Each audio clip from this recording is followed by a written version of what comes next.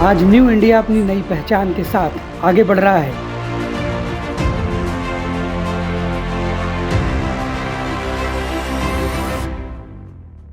गांधी जी के भारत की पहचान सहनशीलता थी, तो नरेंद्र मोदी के भारत की पहचान सहनशीलता के साथ आक्रामकता भी है।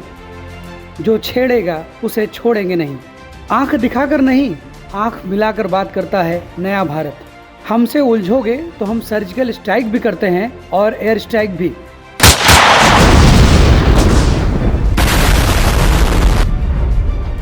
डोकलाम पर लगाम लगाना जानते हैं तो गलवान में पीछे धकेलना भी हमें बखूबी आता है। If we are given orders, we have to hit that point, then we have to hit. We have no other option. Okay. अपने जवाब से भारत ने विश्व में अपनी इस बदली हुई पहचान की मुहर लगा दी है।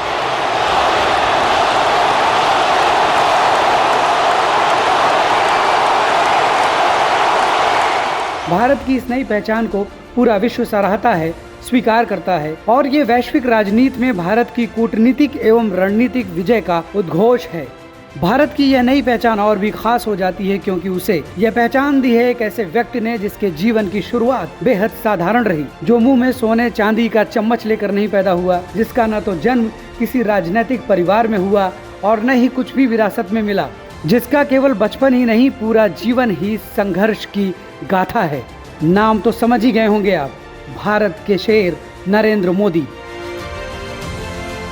नरेंद्र मोदी को लगातार शासन संभाले हुए 20 साल हो गए हैं और वो सीएम से पीएम तक प्रशासन के शीर्ष पर रहते हुए 21वें वर्ष में प्रवेश करने वाले वैश्विक राजनीति के संभवतः इकलौते विराट व्यक्तित्व बन गए हैं। कहां से मिली उनको ये प्रेरणा, कहां से आई इतनी ऊर्जा, ये भी अपने आप में एक विश्लेषण का विषय है। 7 अक्टूबर 2001 का दिन, जब नरेंद्र मोदी ने पहली बार प्रशासन की बागडोर संभाली।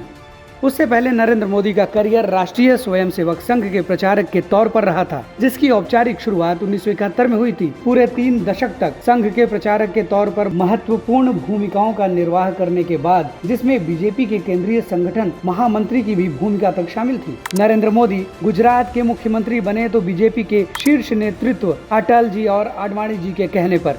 उस वक्त जब गुजरात का सीएम बनना यानी सिर पर कांटों का ताज, तमाम चुनौतियों को पार करते हुए और पहले गुजरात के सीएम रहते हुए देश ही नहीं दुनिया में गुजरात मॉडल की प्रशंसा बटोरने के बाद फिर 2014 में देश के पीएम के रूप में मैराथन पारी, जो लगातार जारी है। निसंदेह 2029 या उससे आगे भी जारी रह सकती है। 2014 में नरेंद्र मोदी ने अपने प्रशासनिक प्रेरणा स्रोत की एक झलक दिखाई थी।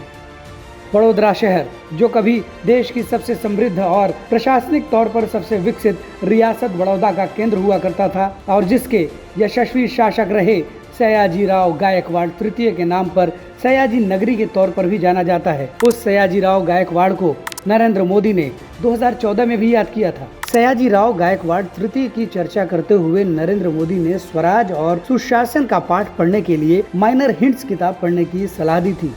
दरअसल माइनर हिंट्स नामक किताब उन भाषणों का संग्रह है जो महाराष्ट्र के एक गांव कवलाना में 11 मार्च 1863 को जन्मे 12 वर्ष के एक बच्चे गोपाल को बड़ौदा रियासत के महाराजा के तौर पर तैयार करने के लिए दिए गए थे। बड़ौदा के गायकवाड़ शासकों के दूर के रिश्तेदार काशीराम गायकवाड़ के पुत्र गोपाल को इस रियासत के शासक रहे महाराजा खंडेराव गायकवाड़ की मौत के बाद उनकी विधवा महारानी जमुनाबाई ने 27 मई 1875 को गोद ले लिया था, बड़ौदा के नए शासन के तौर पर स्थापित करने के लिए।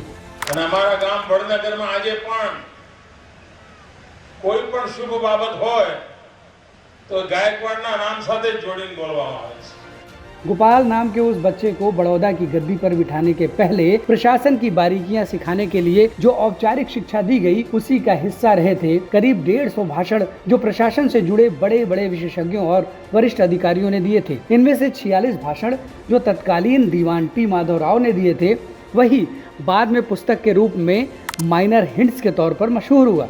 यही पुस्तक गुजराती में शासन सूत्र के तौर पर प्रख्यात है और प्रशासन की गीता के तौर पर गुजरात में सेवा की शुरुआत करने वाले अधिकारियों को भेंट की जाती है। टी माधवराव ने सयाजीराव गायकवाड़ को जो पाठ पढ़ाए थे उसमें प्रशासन के सभी व्यावहारिक पहलू शामिल थे, जैसे शासक का आचरण कैसा हो, चापलूसों से कैसे बचा जाए, जनता के कल्याण की चिंता कैसे लगातार की जानी चाहिए। माधवराव की ये सीख भी थी कि किसी भी शासक का आखिरी उद्देश्य उन लोगों को सुखी रखना है जिन पर शासन करने का अधिकार उन्हें मिला है। ऐसी प्रशासनिक शिक्षा के साथ 18 वर्ष की उम्र में बड़ौदा रियासत की बागडोर संभालने वाले गोपाल ने, जिन्हें सयाजीराव गायकवाड़ तृतीय कहते हैं, महाराजा के तौर पर 58 वर्षों तक लगातार शासन करते रहे। अपने लंबे शासनकाल के दौरान सयाजीराव गायकवाड़ अपनी प्रजा के कल्याण, सामाजिक सुधार, वैज्ञानिक सोच, शिक्षा पर जोर, आधारभूत सुविधाओं पर विकास, स्त्री सशक्तिकरण जैसे तमाम क्षेत्रों में क्रांतिकारी कदम उठाने के लिए जाने गए। नरेंद्र मोदी ने भी प्रशासन की ये बारीकियां इन्हीं से सीखी हैं। पीएम मोदी के प्रेरणा स्रोत सयाजीराव गायकवाड़ तृतीय रहे हैं, जिनके प्रजा कल्याण के किस्से भरे पड़े हैं। कोरोना काल में पीएम मोदी की बढ़ी हुई दाढ़ी में किसी को गुरुदेव रविंद्रनाथ टैगोर नजर आए तो किसी को उनमें महान छत्रपति शिवाजी की झलक मिली। पीएम मोदी गुरुदेव से काफी प्रभावित रहे हैं। वो कहते हैं कि देश को वैसा ही बनाने की कोशिश हो रही है जैसा सपना गुरुदेव रविंद्रनाथ टैगोर ने देखा था। बंगाल के ही एक और सपूत नेताजी सुभाष चंद्र बोस का पीएम मोदी के जीवन पर खासा असर है। पीएम मोदी को देशभक्ति की प्रेरणा नेताजी सुभाष चंद्र बोस से ही मिली है और कई मौकों पर नरेंद्र मोदी इसका बखान भी कर चुके हैं। इतना ही नहीं, नेताजी सुभाष चंद्र बोस को सम्मान देने के लिए आजाद हिंद फौज की स्थापना के 75 साल के मौके पर पीएम मोदी ने लाल किले से तिरंगा फहराया था और उस दौरान पीएम मोदी ने कहा था कि 75 साल पहले देश से बाहर बनी आज़ाद हिंद सरकार अखंड भारत की सरकार थी, अविभाजित भारत की सरकार थी और नेताजी सुभाष चंद्र बोस के योगदान को याद किया था। पीएम मोदी की बढ़ी हुई दाढ़ी में लोग छत्रपति शिवाजी का अक्स भी तलाशने लगे। वैसे भी ये परम सत्य है कि प्रधानमंत्री नरेंद्र मोदी उस महान राष्ट्रप्रेमी शासक के हिंदवी स्वराज की कल्पना को जमीन पर उतारने में जी जान से लगे हैं और जिन शिवाजी के जीवन पर आधारित नाटक जाटता राजा को बड़े चाव से वो न सिर्फ कई दशक पहले देख चुके हैं बल्कि सीएम रहते हुए गुजरात के तमाम हिस्सों में उसका प्रदर्शन भी करवाते थे। गुजरात की ही धरती से एक और भारत पुत्र से पीएम मोदी बेहद प्रभावित हैं। वो उनके शासन के महत्वपूर्ण प्रेरणा स्रोत भी हैं, महात्मा गांधी। पीएम मोदी महात्मा गांधी के आदर्शों और सिद्धांतों से प्रेरणा लेते हुए शासन संभाल रहे हैं और बापू के सपनों के भारत को साकार करने के लिए प्रतिबद्ध हैं। वैसे तो पीएम मोदी के प्रेरणा स्रोत व्यक्तियों की लिस्ट बहुत लंबी है, पर एक और विराट वैभव हैं जिनकी चर्चा जरूरी है। पीएम मोदी के जीवन में स्वामी विवेकानंद का महत्वपूर्ण योगदान है। पीएम मोदी कहते हैं कि शायद ही भारत का ऐसा कोई व्यक्ति हो जो स्वामी जी से प्रेरित न हो। स्वामी जी ने भारत की आज़ादी की लड़ाई को नई प्रेरणा दी थी।